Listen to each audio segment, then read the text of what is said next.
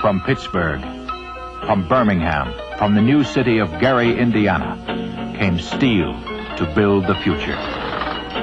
Steel for trolleys and for cars, steel for bridges and skyscrapers. In the first decade of the new century, America became the world's leading producer of steel.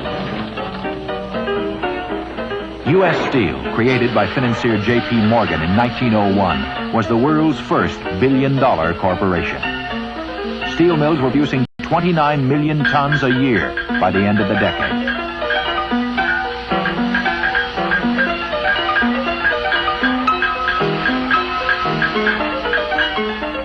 Steel construction made possible taller buildings, 20, 30, 40 stories in the decade. The Flatiron Building at the intersection of Broadway and Fifth Avenue was the tallest building in New York when completed in 1901. The skyscraper would become the symbol of the 20th century city. By the summer of 1903, Lower Broadway in Manhattan was crowded with horses, wagons, cars, and trolleys. Many new hazards for those on foot. One inventor devised a people catcher to protect daydreaming pedestrians.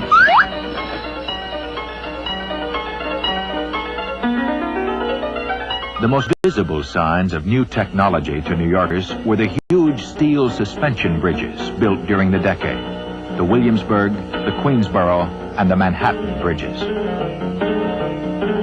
Less visible, but even more impressive, was the New York subway.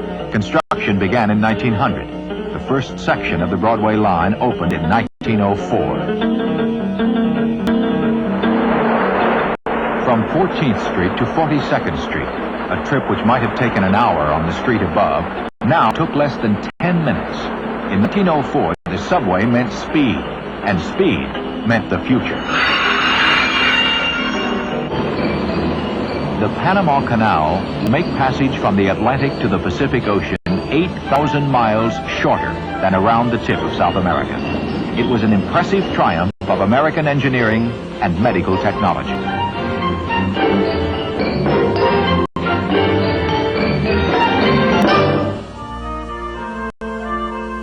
For centuries, men had dreamed of flying.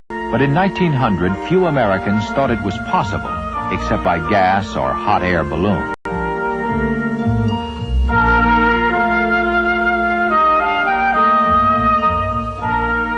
Wilbur and Orville Wright, bicycle mechanics from Dayton, Ohio, had been experimenting with gliders for several years. In December 1903, at Kitty Hawk, North Carolina, the two brothers were getting ready to test their new flying machine, built of bicycle parts, stretched muslin, and a gasoline engine. Orville Wright was at the controls when it lifted into the air. He flew the machine for 12.5 seconds, long enough to make history.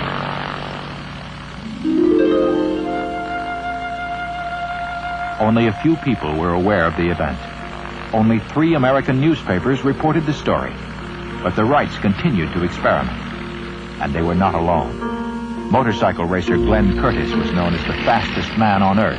In 1907, Curtiss joined Alexander Graham Bell to design faster planes.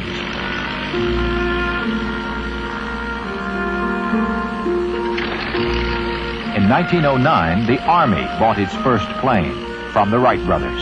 It could carry 2 men a distance of 125 miles and fly for an hour without refueling. Few could then predict how aviation would change the world.